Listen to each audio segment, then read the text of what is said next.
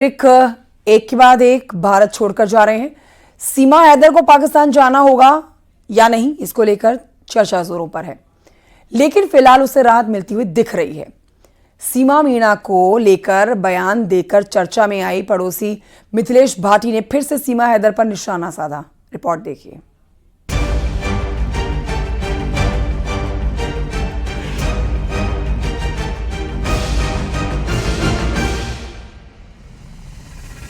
सीमा की पड़ोसी मिथिलेश भाटी फिर भड़की। सरकार से सीमा को पाकिस्तान भेजने की अपील।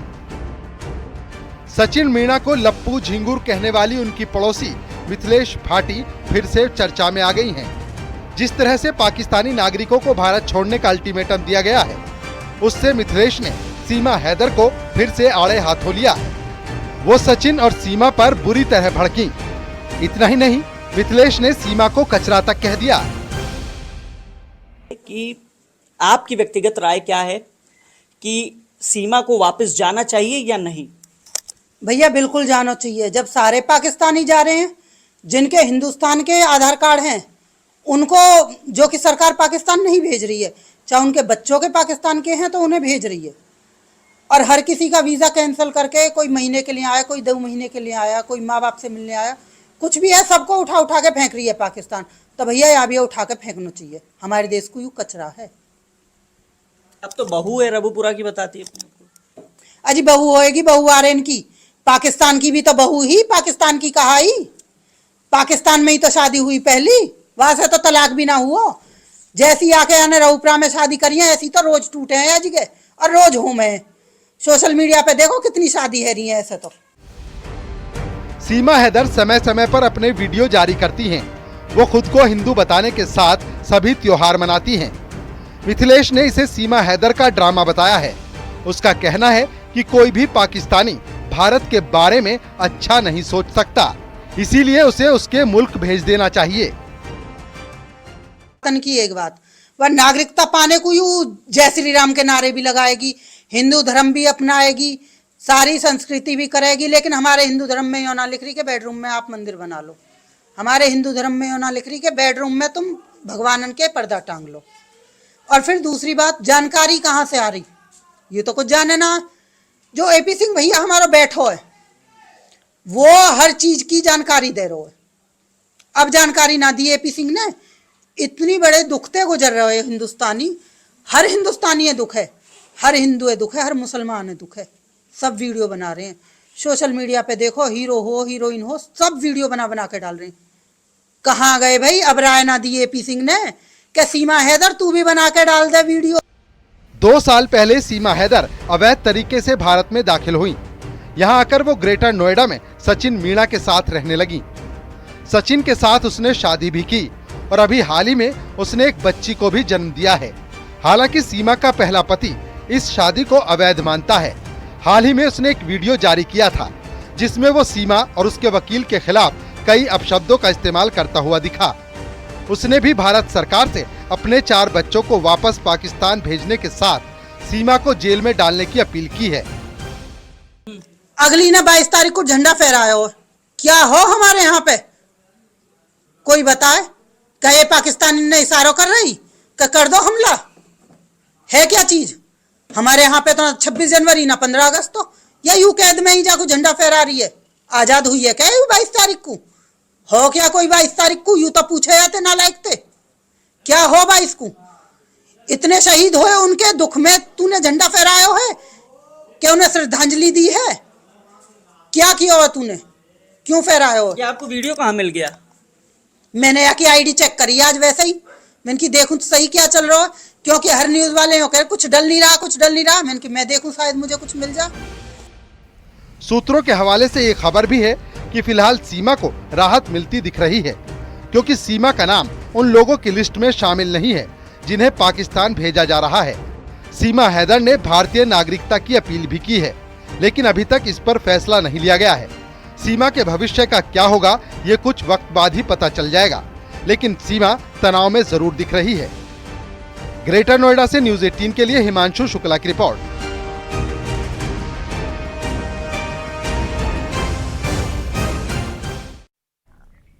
उधर पहलगाम में आतंकी हमले के बाद भारत पाकिस्तान में टकराव बढ़ गया है।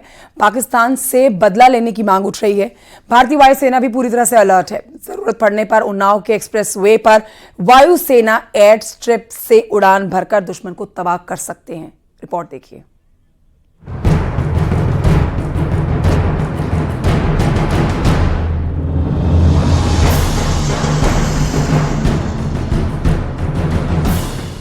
पहलगाम में आतंकी हमले के बाद पाकिस्तान ने अपने लिए मुसीबत मोल ले ली है। तेजी से बदलते घटनाक्रम में भारत क्या एक्शन लेगा, इसको लेकर पाकिस्तान में काफी डर का माहौल है। थल सेना हो, वायु सेना हो या फिर नेवी, तीनों अलर्ट पर हैं। किसी भी वक्त बड़ा एक्शन लिया जा सकता है। पाकिस्तान लगातार गीदड़ भभकी दे रहा है। उन्नाव के आगरा लखनऊ एक्सप्रेसवे पर 3.5 किलोमीटर एयर स्ट्रिप बनी है, जो युद्ध जैसे हालातों में वायुसेना के लिए बेहद ही कारगर साबित हो सकती है।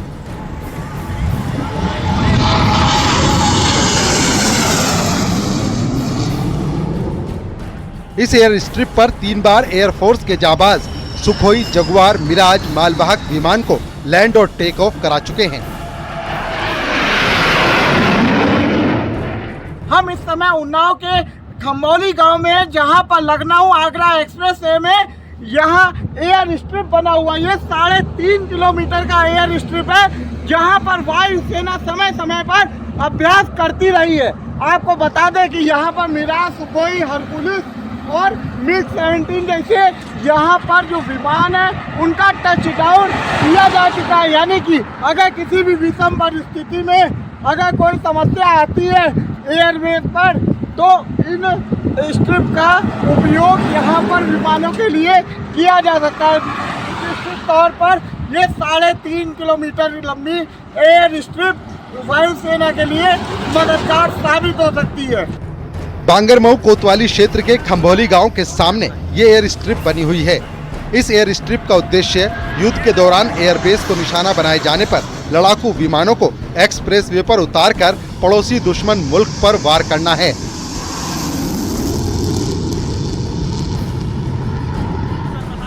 ऐसे में एयर स्ट्रिप की सुरक्षा बढ़ाने के साथ ही मेंटेनेंस पर भी वायुसेना का फोकस है। पहलगाम हमले के बाद माहौल पूरी तरह से बदल गया है। ऐसे में अगर पाकिस्तान को हिमाकत करता है तो वायुसेना इस एयर स्ट्रिप का भी इस्तेमाल कर सकती है। उन्नाव से न्यूज़ 18 के लिए अनुज गुप्ता की रिपोर्ट।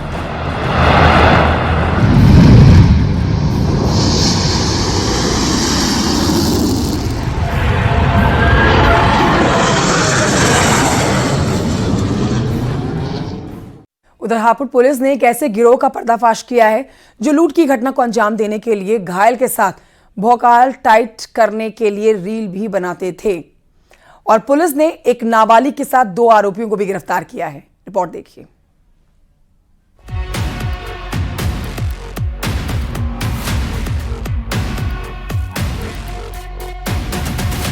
हापुड़ जिले की धौलाना पुलिस ने लूटपाट करने वाले गैंग का खुलासा किया है, लेकिन इस गैंग का तरीका और रील बनाने का स्टाइल सुनकर आप चौंक जाएंगे। गैंग के सदस्य ऑनलाइन ऐप के जरिए कार की बुकिंग करते थे, फिर कार पहुंचने के बाद ड्राइवर को गन पॉइंट पर लेकर कार लूट लेते थे। हैरानी इस बात की भी है कि गैंग के लोग घायल पीड़ित के साथ रील बनाकर भौकाल जमाते थे, साथ ही लूट के बाद अगला टारगेट पूरा करने के लिए भी रील बनाते थे। गैंग पर रील बनाने का ऐसा खुमार चढ़ा था कि लगातार 30 से 40 घटनाओं को अंजाम दे डाला। वाहन लुटेरे का गैंग जो है हम लोगों ने वर्कआउट किया है। इसमें वो वाहन जो लूटा गया था अर्टिगा कार, वो कार बरामद हुई है। 2 इसमें व्यक्ति अभी गिरफ्तार हुए। एक इसमें जो अभियुक्त जो वो गिरफ्तार हुआ है, एक बाल अपचारी है, उसको भी निरुद्ध किया गया है। और इस पूरे गैंग का खुलासा हुआ है। 2 और इसमें व्यक्ति शामिल है, उनके पास भी हमारी टीम जो है काफ़ी जल्दी उनको गिरफ्तार करने का हमारा प्रयास चल रहा है। किसी भी समय उनकी गिरफ्तारी हो सकती है। पुलिस को आरोपियों के मोबाइल से कई ऐसे वीडियो मिले हैं जो लूट की घटना के दौरान बनाए गए हैं। पुलिस ने गैंग का खुलासा करते हुए एक नाबालिग समेत 2 लोगों को गिरफ्तार किया है। आरोपियों के कब्जे से लूटी गई कार और नकदी भी बरामद की गई है। ये इन्होंने कई सारी घटनाएं करी हैं। 4 मुकदमा तो हमारी जानकारी में है, लेकिन इनसे पूछताछ में बहुत ही सनसनीखेज जानकारी आई है कि ये इसकी रील बनाते थे और उसके बाद में शुरुआत तो इन्होंने शौकिया करी, लेकिन उसके बाद में इस पर लाभ को देखते हुए इन्होंने जो है एक फुल फ्लेश गैंग के रूप में इस घटनाओं को कारित किया है। 4 अपराध अभी तक जानकारी में आए हैं। कुछ साहिबाबाद में लिखे हैं, शायद विजयनगर में लिखा हुआ है, शायद साहिबाबाद और विजयनगर गाजियाबाद में, और एक शाहदरा दिल्ली का मुकदमा, एक हमारे यहाँ धौलाना में है। इसके अतिरिक्त पूछताछ में तो पता चला है कि इन्होंने मोटरसाइकिल और कार की इस प्रकार से लूट करने की बहुत सारी घटनाएं करी हैं, जिनकी संख्या 30-40 भी हो सकती है। लूटपाट करने वाले गैंग और उनके तौर तरीके आपने कई बार देखे और सुने होंगे, लेकिन रील वाला गैंग पहली बार सामने आया है। फिलहाल पुलिस की टीमें अब इस गैंग का क्लाइमैक्स लिखने जा रही हैं और आरोपियों को सलाखों के पीछे भेजा जा रहा है। विपिन गिरी, न्यूज़ 18, हापुड़। उधर आगरा पुलिस ने गुलफाम हत्याकांड का खुलासा कर दिया है। बिरयानी नहीं देने की वजह से गुलफाम की गोली मारकर हत्या कर दी गई और कुछ शातिरों ने हत्याकांड को पहलगाम आतंकी हमले से जोड़ते हुए आगरा का माहौल बिगाड़ने की कोशिश कर डाली।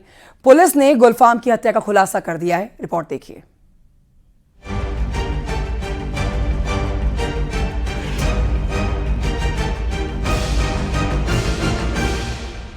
आगरा के थाना ताजगंज क्षेत्र के शिल्प ग्राम रोड पर 23 अप्रैल को गुलफाम की गोली मारकर हत्या का पुलिस ने खुलासा कर दिया है। बाइक सवार 3 बदमाशों ने इस हत्याकांड को अंजाम दिया था। गुलफाम के बड़े भाई का नॉनवेज का रेस्टोरेंट था, जिसमें गुलफाम भी अपने भाई की सहायता करता था। 23 अप्रैल की रात बाइक सवार 3 लड़के आए और उन्होंने गुलफाम से बिरयानी मांगी। बिरयानी नहीं होने की बात गुलफाम ने कही। ये बात सुनते ही विवाद बढ़ गया और इन लड़कों ने गुलफाम और उसके साथी सैफ अली को गोली मार दी। एक गोली गुलफाम को जा लगी, जबकि दूसरी गोली सैफ अली को छूते हुए निकल गई। गोली लगने से गुलफाम की मौत हो गई। घटना के एक दिन बाद एक वीडियो सोशल मीडिया पर वायरल हुआ। इस वायरल वीडियो में क्षेत्रीय गोरक्षा दल का जिक्र करते हुए हत्या की जिम्मेदारी ली गई और घटना के पहलगाम से जोड़ने की कोशिश की गई। जो सोशल मीडिया साइट्स पर गलत तरीके से मनोज चौधरी, जिसका क्षत्रिय संगठन से कोई मतलब नहीं था, उसने इसको सोशल मीडिया साइट्स पर अपलोड किया था। उसको हमारी पुलिस के द्वारा गिरफ्तार किया गया। मनोज चौधरी इसी जनपद का रहने वाला है। वायरल वीडियो में मनोज चौधरी नाम का एक लड़का अपने साथी के साथ तमंचा और चाकू लिए दिख रहा था। बदला लेने की बात का जिक्र करने वाले वीडियो का पुलिस ने गंभीरता से संज्ञान लिया और मुकदमा दर्ज करते हुए वायरल वीडियो की भी जांच पड़ताल शुरू कर दी। हत्याकांड में शामिल प्रियांशु यादव और शिवम बघेल को मुठभेड़ के दौरान गिरफ्तार किया गया है। पुलिस ने वीडियो में दिख रहे मनोज चौधरी उर्फ मनोज चाहर को भी गिरफ्तार कर लिया है। मनोज को गुलफाम की हत्या की जानकारी मिली तो उसने फर्जी वीडियो बनाया था। फिलहाल हत्याकांड में शामिल एक अन्य आरोपी पुष्पेंद्र बघेल अभी फरार है, जिसकी तलाश की जा रही है। एसओजी टीम और सबने काफी मेहनत की।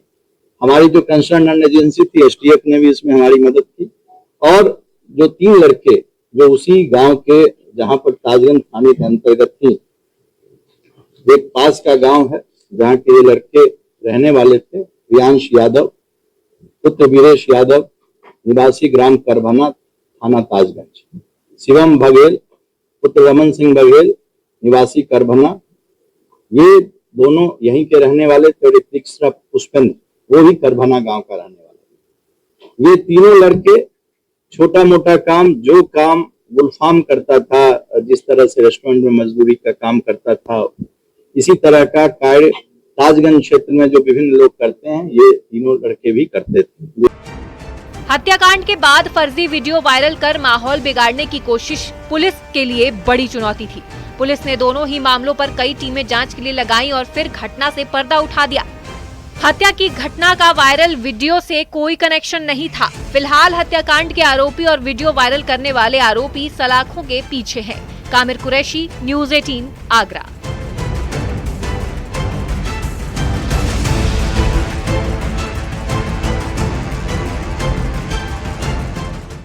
उधर गाजियाबाद में एक मुस्लिम लड़की ने पहलगाम में हुए आतंकी हमले से आहत होकर धर्म परिवर्तन कर लिया है। इस्लाम धर्म छोड़कर उसने सनातन धर्म अपना लिया है।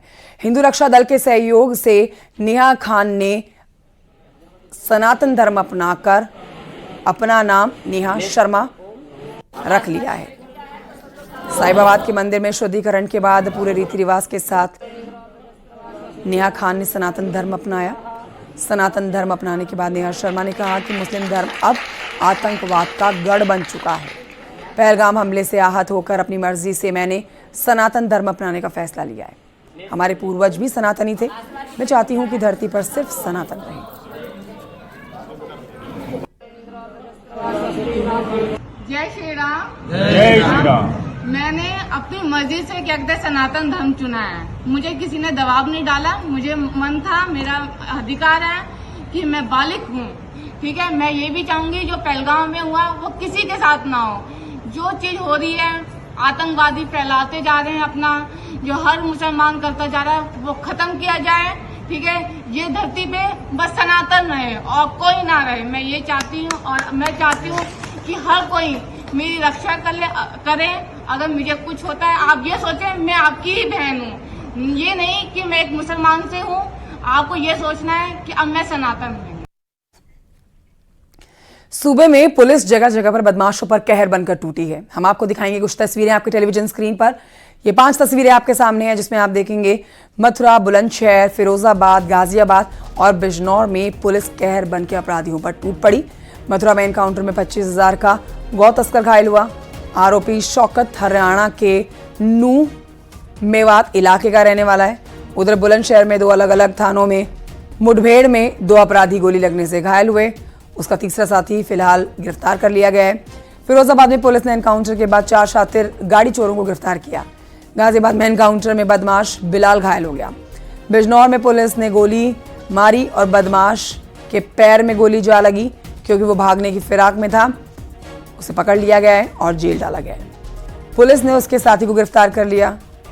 28 अप्रैल को दोनों बदमाशों ने प्रेमिका के प्रेमी की गोली मारकर हत्या की थी।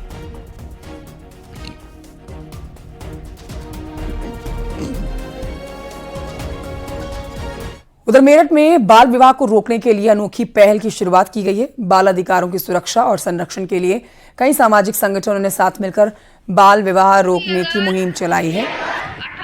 अक्षय तृतीया है आज, और आज के दिन देखिए शादी के सीजन में बाल विवाहों की रोकथाम के लिए सभी धर्मों के लोगों के बीच बाल विवाह रोकने की जागरूकता अभियान की शुरुआत की गई है। तो मैं उसके खिलाफ तो ये एक मुहिम कहेंगे। बाल विवाह जो होते हैं, छोटी छोटी बच्चियों के, बालकों के जो विवाह हो जाते हैं, उसकी रोकथाम के लिए एनजीओ ने ये अभियान चलाया और हर धर्म के बच्चों ने इसमें भागीदारी दिखाई। हर धर्म के परिजनों ने भी इस मुहिम के साथ जुड़ते हुए शपथ ग्रहण की कि बाल विवाह के खिलाफ खड़े रहेंगे। बच्चों को पढ़ाना लिखाना, अपने पैरों पर खड़ा करना पहली प्राथमिकता होगी, उनको स्टैंड करना, और बाल विवाह नहीं किया जाएगा। सभी धर्मों के धर्मगुरुओं ने इस मुहिम में अपना समर्थन दिया। संगठन 450 के करीब जिलों में 216 संस्थाएं मिलकर के just right for children alliance के तहत सब मिलकर के काम कर रहे हैं, जिसमें हम सबका उद्देश्य है कि हर वो बच्चा जो शिक्षा के साथ जुड़ना ज़रूरी है, और अगर उसका कम आयु में विवाह हो रहा है, 18 वर्ष से कम आयु की लड़की और 21 वर्ष से कम आयु के लड़का अगर कहीं विवाह होता है तो ये कानूनी रूप से अपराध है।